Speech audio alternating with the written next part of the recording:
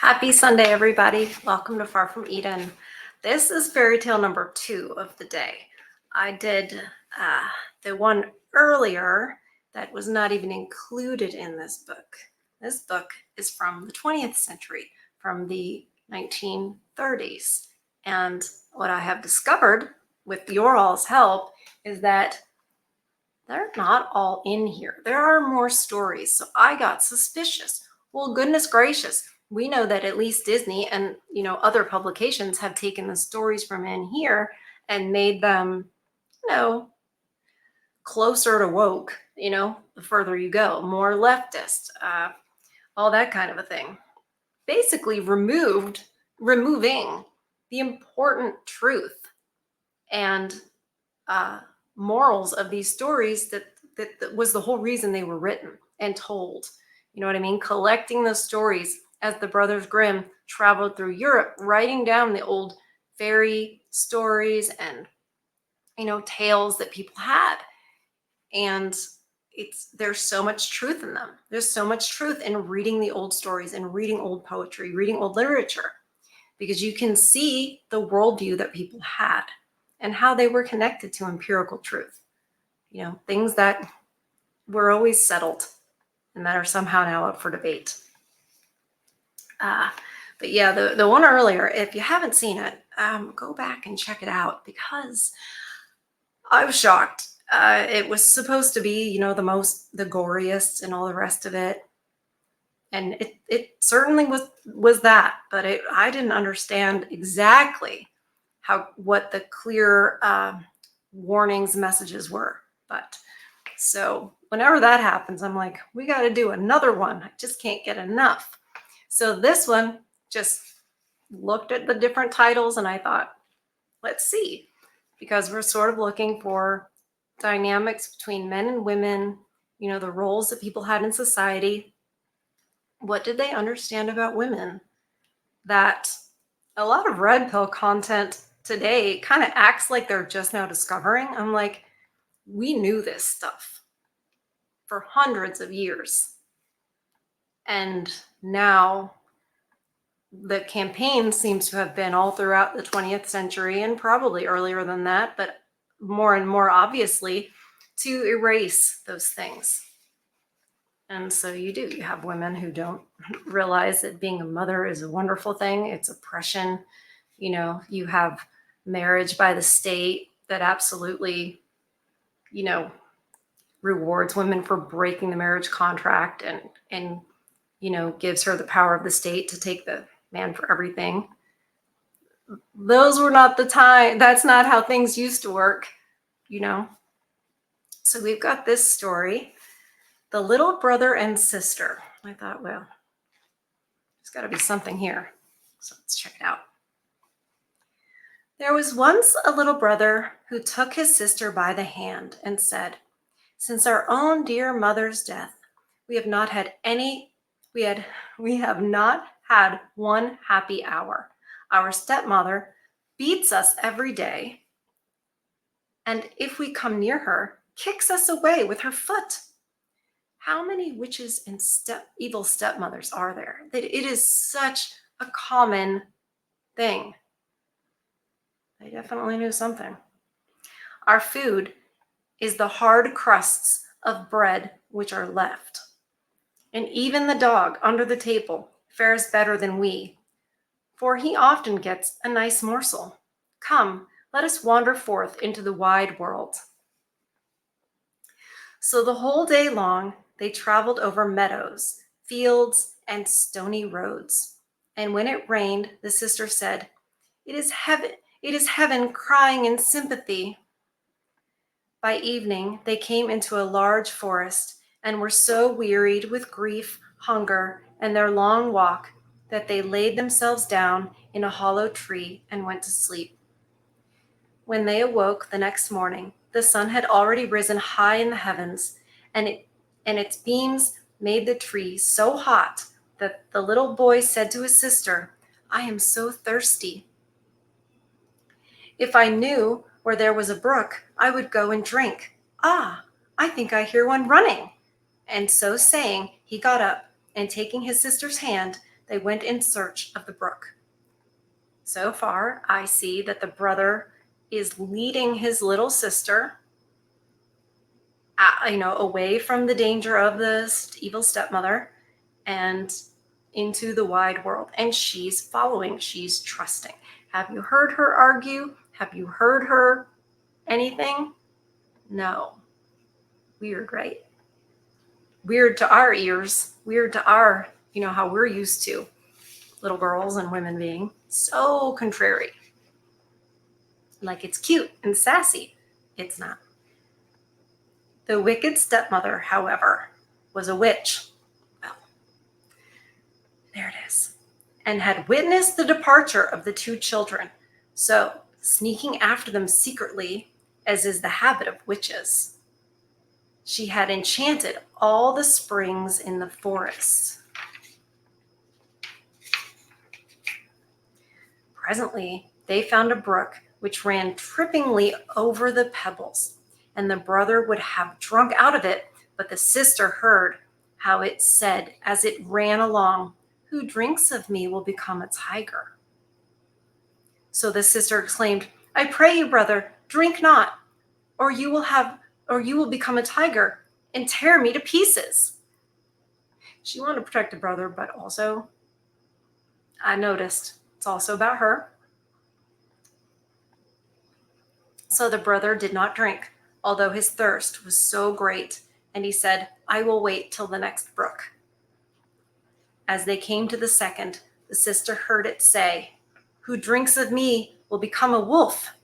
The sister ran up crying, "Brother, pray do not drink, or you will become a wolf and eat me up."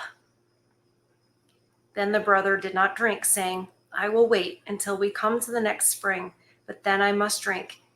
And you may say what you will, my thirst is much too great." Just as they reached the third brook, the sister heard the voice saying, "Who drinks of me will become a fawn. Who drinks of me will become a fawn."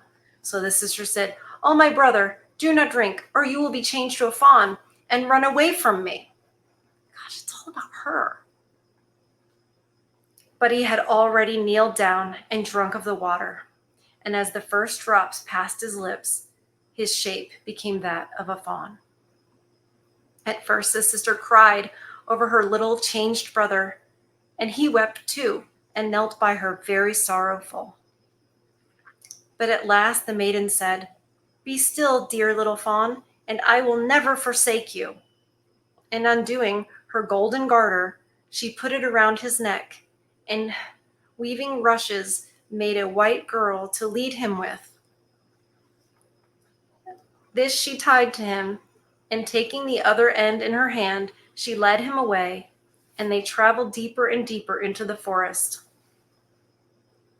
After they had walked a long distance, they came to a little hut, and the maiden, peeping in, found it empty, and thought, "Here we can stay and dwell." Then she looked for leaves and moss to make a soft couch for the fawn. And every morning she went out and collected roots and berries and nuts for herself and tender grass for the fawn, which he ate out of her hand and played happily around her. At least she's taking care of him. In the evening, when the sister was tired and had said her prayers, she laid her head upon the back of the fawn, which served for a pillow, on which she slept soundly. Had but the brother regained his own proper form, their life would have been happy indeed. Thus they dwelt in the wilderness, and some time had elapsed, when it happened that the king of the country held a great hunt in the forest. Oh no, a great hunt in the forest. And now resounded through the trees the blowing of horns, the barking of dogs, and the lusty cries of the hunters, so that the little fawn heard them and wanted very much to join. "Ah," said he to his sister, "let me go to the hunt. I cannot restrain myself any longer." And he begged so hard that at last she consented. "But," said she to him, "return again in the evening, for I shall shut my door against the wild huntsman, and that I may know you, do not sorry, and that I may know you, do you knock and say, 'Sister, let me in,' and if you do not speak, I shall not open the door." As soon as she had said this, the little fawn sprang off, quite glad and merry in the fresh breeze.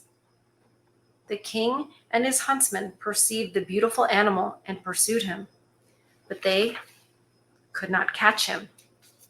And when they thought they had him for certain, he sprang away over the bushes and got out of sight.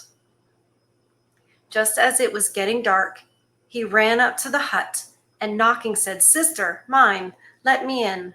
Then she undid the little door and he went in and rested all night long upon his soft couch. The next morning, the hunt was commenced again, and as soon as the little fawn heard the horns and the tally-ho of the sportsmen, he could not rest and said, "Sister dear, open the door, I must be off." Then the sister opened it, saying, "Return at evening, mind, and say the words as before." When the king and his huntsmen saw again the fawn with the golden necklace, they followed him close, but he was too nimble and quick for them. The whole day long they kept up with him, but towards evening the huntsmen made a circle around him, and one wounded him slightly in the foot behind, so that he could only run slowly. Then one of them slipped after him to the little hut and heard him say, "Sister dear, open the door," and saw that the door was opened and immediately shut behind. The huntsman, having observed all this, went and told the king what he had seen and heard, and he said, "On the morrow I will once more pursue him." The sister, however, was terribly frightened when she saw that her fawn was wounded. And washing off the blood, she put herbs upon the foot and said, "Go and rest upon your bed, dear fawn, that the wound may heal." It was so slight that the next morning he felt nothing of it. And when he heard the hunting cries outside, he exclaimed, "I cannot stop away. I must be there, and none shall catch me so easily again." Is it just the sport that he wants to be a part of? Is that what it is? Is this the call to adventure? Or have I watched too much Jordan Peterson? You guys tell me. The sister wept very much and told him, "Soon they will kill you, and I shall be here all alone in the forest, forsaken by all the world. I cannot let you go." "I shall die here in vexation," answered the fawn, "if you do not." Sorry about that. That was loud. "I shall die here in vexation," answered the fawn, "if you do not. For when I hear the horn, I think I shall jump out of my skin." The sister, finding she could not prevent him, opened the door with a heavy heart, and the fawn jumped out, quite delighted, into the forest. As soon as the king perceived him, he said to his huntsman, "Follow him all day long till the evening, but let no one do him an injury." When the sun had set, the king asked his huntsman to show him the hut, and as they came to it, he knocked at the door and said, "Let me in, dear sister." Then the door was opened, and stepping in, the king saw a maiden more beautiful than he had ever before seen. She was frightened when she saw step in. Not her fawn, but a man who had a golden crown upon his head. But the king, looking at her with a friendly glance, reached her his hand, saying, "Will you go with me to my castle and be my dear wife?" "Oh, yes," replied the maiden, "but the fawn must go too. Him I will never forsake." The king replied, "He shall remain with you as long as you live, and shall want for nothing." In the meantime, the fawn had come in, and the sister, binding the girdle to him, again took it in her hand and led him away with her out of the hut. It's very interesting. The king took the beautiful maiden upon his horse and rode to his castle, where the wedding was celebrated with great splendor, and she became queen. And they lived together a long time while the fawn was taken care of and lived well, playing about the castle garden. The wicked stepmother, however, on whose account the children had wandered forth into the world, supposed that long ago the sister had been torn to pieces by the wild beasts, and the little brother hunted to death in his fawn's shape by the hunters. As soon, therefore, as she heard how happy they had become and how everything prospered with them, envy and jealousy were roused in her heart and left her no peace. And she was always thinking in what way she could work misfortune to them. By the way, my little dog Lola just sneezed, and whenever she distracts me, that is my signal to remember to ask you guys to please like the video. I appreciate it. I also want to say envy and jealousy is a real problem. It's a real problem for people in general, but it's a huge problem for women. And that's why social media, one of the reasons social media has been such a disaster for women, because it's a way to compare. It's a way to compare. And as you know, my channel's name is Far From Eden, because the Garden of Eden was perfect. It wasn't good enough for Eve still. So she was tempted by the serpent to have that which she did not, the knowledge of good and evil. That was the fruit. That was what that represented. And the serpent in the garden told her, God doesn't want you to have this. How dare he keep this from you? And she started to basically covet that which she did not have, which was for her own good, for all of our own good, right? But clearly that and pride are huge problems. And it's a very big temptation for women. So it doesn't surprise me that you see that theme over and over again, especially with the women. Think the stepsisters and Cinderella. They were beautiful too. So it wasn't the beauty that they were jealous of. They were mad because she was pious. We found that out in here. The women women who don't want to be pious, who don't want to behave, for lack of a better word, just to make it quick, women who don't want to behave don't like the ones who do. They don't. They can't. Why can't they just do what they do and mind their own business? Why does it bother them so much? Why does what other people do or what other people have bother them so much? But it does, to the point where you can influence them. That's why social media has been so destructive, because you can put people like the Kardashians, there. And this was more like 10 years ago. But you can throw the Kardashians out there and the women are like, oh, well, they live like this and they have this fashion and they have this, and the women think that that's what they should have also. They think that's what they deserve. And they start acting out in their own life in such a way that they're somehow entitled to this perceived lifestyle.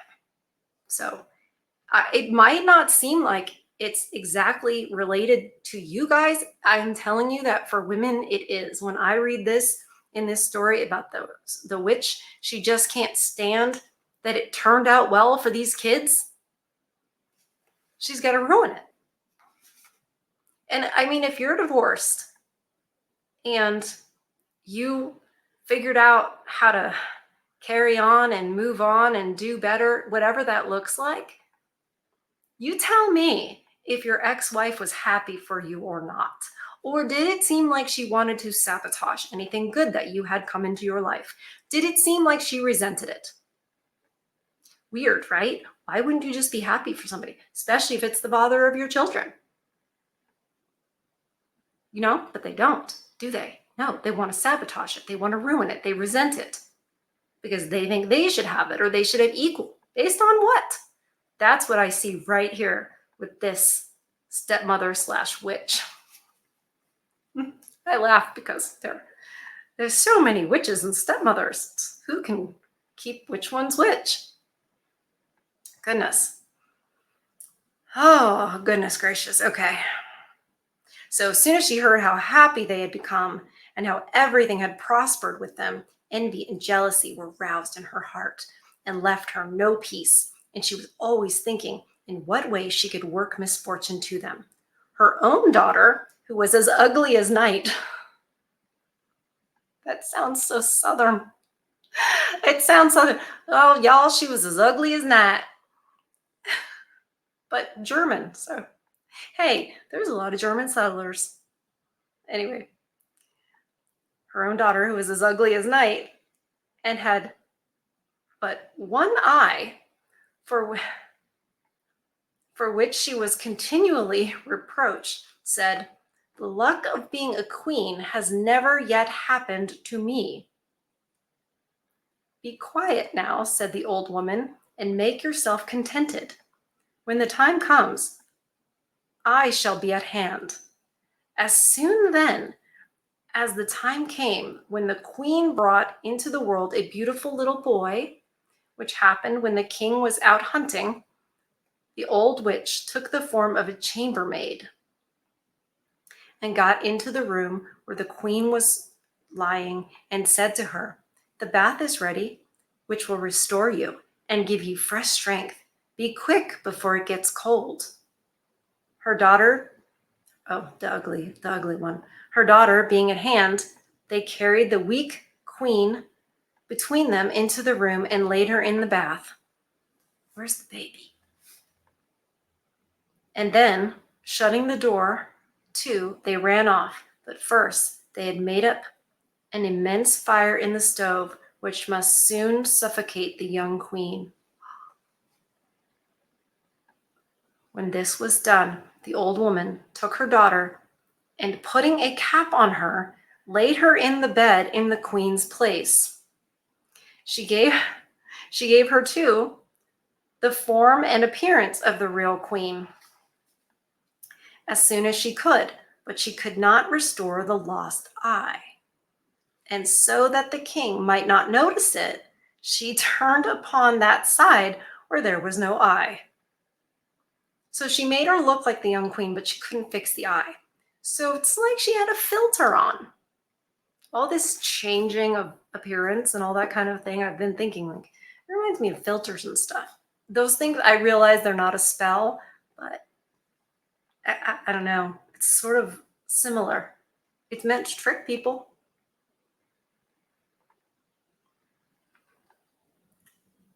When he came home at evening and heard that a son was born to him, he was much delighted and prepared to go to his wife's bedside to see how she did. So the old woman called out in a great hurry, "For your life, do not undraw the curtains.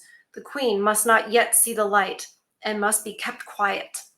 So the king went away and did not discover that a false queen was laid in the bed. When midnight came and everyone was asleep, the nurse, who sat by herself wide awake near the cradle in the nursery, saw the door open and the true queen come in.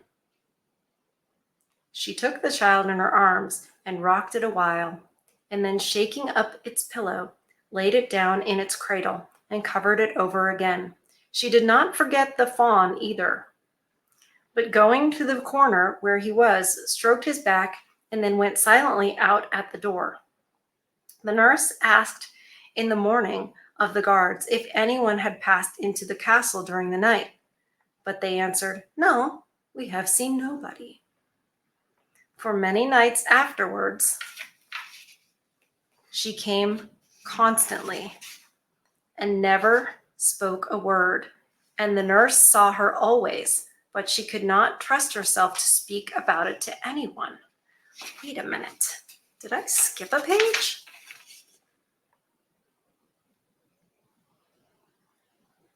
I guess the queen is just coming in. Okay.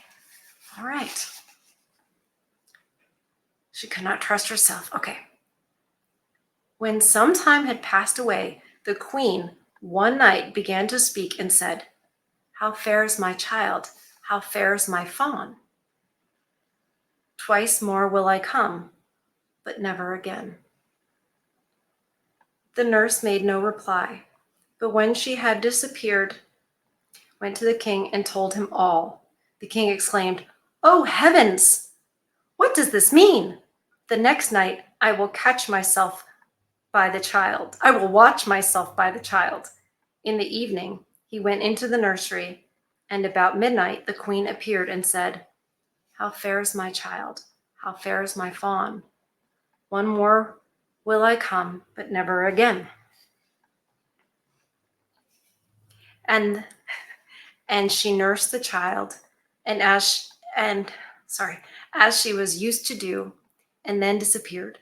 The king dared not speak, but he watched the following night, and this time she said, "How fares my child? How fares my fawn? This time have I come, but never again."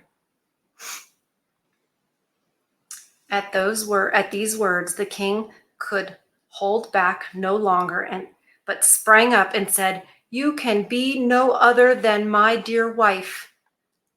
Then she answered, "Yes, I am your dear wife."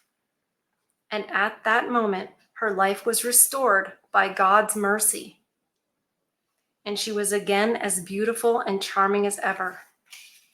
She told the king the fraud which the witch and her daughter had practiced upon him. And as he had them both tried and sentence pronounced against them, the daughter was taken into the forest, where the wild beasts tore her to pieces.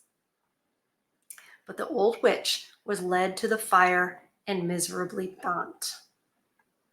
And as soon as she was reduced to ashes, the little fawn was unbewitched and received again his human form. And the brother and sister lived happily together to the end of their days. Wow. The little girl was good. The little girl, the sister, she was good. Interestingly, in the beginning, it was about her, when it was like, "Oh, but if you turn into a tiger, you'll tear me up. If you turn into a wolf, you'll tear me up. If you turn into a fawn, you'll run away and I'll be alone." And it's like, that was about her, yet no complaint. I feel like that is because we used to know how women kind of were, and it was okay back then because we understood both the strengths and weaknesses of women and the strengths and weaknesses of men. Neither one of us are going to be perfect. Neither one of us are going to be good at everything. We are made to be complementary. And so I think that was kind of like, well, that's a little girl and she's scared for herself. And so they were like, "We give you that." But in return, what was she? She made sure she took care of that fawn forever. She said, "I'll never forsake you." When the king came and said, "Will you be my queen?" she seemed to be grateful. She was like ready for, "I'm grateful for that. I'm grateful for this opportunity. I'm grateful I'll be your wife. I will be a wife and, be a mother." And she was doing all those things. She never once during this time sought out revenge for herself. She never was, sort of violent in return. She was coming back and visiting her child and the fawn, and never, I didn't hear any hate. I didn't hear any anger. I didn't hear any of that. It was just, it was almost like acceptance. It was just like, okay, well, this is how it is. And then the truth, obviously it talked about her being charming, that she was her charming self and her beautiful self. They believe in God. Once again, we've got, God's mercy, restored by God's mercy. It doesn't mean that bad things don't happen to good people. Obviously, look at what happened. The boy became a fawn. They were both hunted. It wasn't like, well, God's mercy should end all suffering in this life. That's not how it works. And thankfully, the Grimm brothers weren't setting out to make it seem like that's how it works, right? They were like, no. But when you are long suffering, when you are stay true. You know, you can see God's mercy, because you will understand then when something good does happen, when something, turns, you will see it in the light that allows you to see the goodness of God. Again, it doesn't mean Joel Osteen prosperity preaching, nothing bad will ever happen to you if you are a believer, because that's not true. But the thing is that when you are a believer and you stay as true to it as you possibly can in your, ragamuffin human self, it does guide you. It guides you. Think about all the people right now, especially men, who don't know what the meaning of their life is. They've lost purpose. That's why every day I'm like, please find a way to feed your soul, because people have lost connection with their purpose. And when you don't know why you're here or who made you or what it's all for, of course, and you believe all the things you were taught growing up, it's about career and marriage and maybe a family if you kind of want it, who knows? I wonder. But these people, their lives were tougher than ours. But they knew better what was true. They weren't like, well, I don't know what it's all for, And the sister, she didn't want to be torn to pieces by a tiger, but when the time came, she was like, I'll be a wife. And I can hear you guys now, like, well, yeah, well, he was a king. I don't know what kind of king. Not all kings back then had, they weren't all Henry VIII, they weren't all that. So sometimes it could be more regional. It's not too shabby. But at the same time, she wasn't like just an opportunist. Clearly he loved his wife. And as soon as he realized the situation, he was ready to fight for her. And that's the thing, is like, men have that in them. They really do. And women just get in the way of all of it. Why can't we just be grateful and cooperative? That's not oppression. Being appreciative and cooperative is not oppression. Newsflash, ladies. It's not. It's really not. Think of what we ask of men. Wouldn't that be oppression? Some of the things that women ask of men? I would think so. So, yeah, this had everything. It had the witch and the stepmother, and that was the same thing. Same as what we just read in Hansel and Gretel. We discovered that they were the same. The little brother and sister. Wow. Well, thank you guys for hanging out with me on a Sunday and reading a wonderful fairy tale by the Brothers Grimm. We still have quite a bit to go in here, and obviously we're going to raid the 1812 ones off the internet. And there will be Hans Christian Andersen to go into. There's so much. There's a wealth of truth. It's just sitting right there. And I think it's good to talk about where we are right now, but I love to go back and just have that touchstone. To be like, we knew stuff for hundreds of years, and it led to the greatest society known to man. And it's built off of families and God. But what do I know? Oh, well, I'll say it again. I hope you guys found a way to feed your soul. This is mine. What we just did right there. I mean, this reading with you guys, and later when we're in the chat together, that'll be it too. So again, Lola says, please like the video. And hopefully you guys are having a good day today. You're finding peace. You know that you are meaningful. You are appreciated. I love you guys, and I'll see you guys on the next one. Bye.